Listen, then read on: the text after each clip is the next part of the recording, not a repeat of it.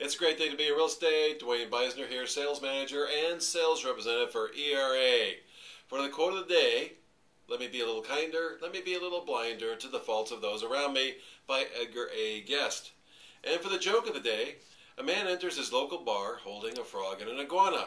He sits him down on the bar and says to the bartender, I bet you $1,000 that my frog here can sing any song you can think of.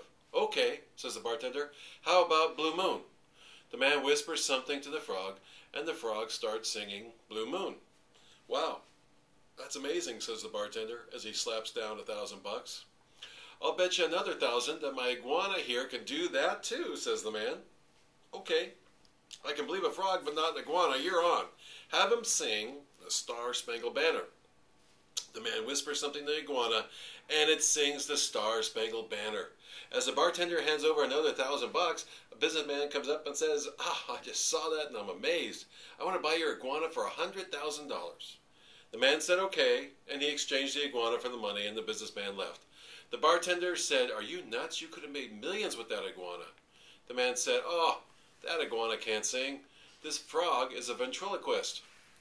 And now for the business tip of the day. Cherry picking is an important part of the business. Be careful what business you choose to do, what investments you make, who you hire, and what resources you select. Think about that. And for the Darwin Award of the day, a chef at a hotel in Switzerland lost a finger in a meat cutting machine and submitted a claim to his insurance company. The company expected negligence, sent out one of its men to have a look for himself. He tried the machine, and sure enough, he also lost a finger. The chef's claim was approved. Okay, so now the social commentary, who gets the car? It started off simple enough. There was a car, which was, in other words, the economy, and a ditch, in other words, the recession. Republicans have been driving the car, in other words, were in power for 8 years. It went into the ditch, and now that the Democrats have dug the car out, in other words, won power and passed a bunch of economic recovery policies, the Republicans want back the keys to the car or the power. What? Let's say something here. The Democrats have let the car run dry. There's no gas, no oil, no transmission fluid, no water, and the Debs also chopped the car up and sold it for parts. So now the car needs to be totally rebuilt. What are they talking about? Anyway, for the first time, President Barack Obama used that metaphor as was at a Democratic fundraiser in April. He spent exactly 4 sentences on it. And yet after driving our economy into the ditch, they decided to stand on the side of the road and watch us while we pulled it out of the ditch, Obama said at the Los Angeles event for Senator Barbara Boxer of California. They asked, why haven't you pulled it out fast enough? I noticed there's like a little scratch here on the fender. Why didn't you do something about that? It has since become the Mr. Potato Head of campaign stump speech metaphors. The president keeps expanding on it. This week, as he repeated it at fundraisers across the country, it continued to balloon into several paragraphs with bells and whistles tacked on in all directions. Obama changes the features around. He introduces new characters. He adds new props. The other day, he decided the Republicans were sipping Slurpees as they watched the Democrats dig the car out. Seriously, Mr. President, you want us to respect you and take you seriously when you say such stupid things as this? Give me a break. There's been a lot of mud in the ditch. It's been all over the Democrats as they push and they shove, sometimes with their shoulders. In some speeches, Obama has the Democrats wearing boots. Other times, they're wearing galoshes. He's added bugs and sweat to the scene. There are sore backs and huffing and puffing. His family and political friends get cameos, and while he's insisted that the Republicans can't drive, he's offered for them to hop in the back seat. Obama even introduced his 12-year-old daughter, Malia, to the ditch. It was during a fundraiser that same day in Kansas City. I don't have a teenager yet, but in a couple of years, Malia is going to be able to drive, right? Obama said that's what happens with teenagers, right? They get their learner's permit. They now, say your teenager drives into a ditch, your car, it's banged up. You got to pay a lot of money to get it out. What do? You take the keys away.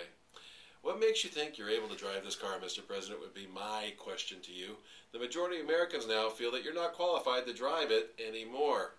Anyway, with his rhetorical Christmas tree now festooned with flies, bugs, Slurpees, backaches, backseat drivers, car accidents, sweat, dust, and galoshes, who knows how Obama's ditch will grow from now until November. But there is one question that will remain unanswered for another 3 months. Who gets the car in November? So for the real estate news, home sales slump in July. Southern California sees a 21.4% drop in home sales from 2009, but tax credits skew the figures. Southland home sales fell dramatically in July as federal tax credits for buyers expired, yet the median home price declined only slightly from June.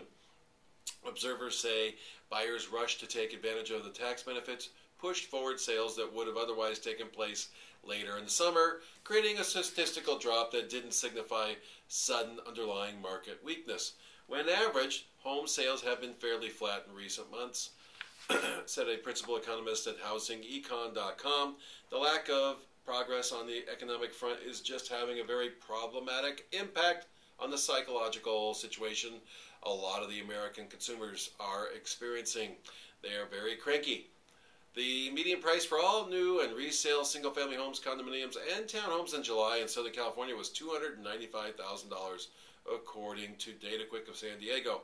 Although it was a 1.6% drop from June, it represented a 10% increase from a year earlier, the real estate research firm said on Tuesday. Year over year, price increases have occurred throughout 2010 with the exception of a 1% dip in April, but such advances will be harder to come by in future months. DataQuick analyst Andrew LePage said, the median prices, the point at which half the homes sold for and half of them sell for less, were depressed early last year by a glut of depressed or distressed sales in cheaper inland markets. Then they moved up in later months as sales activity spread to wealthier neighborhoods.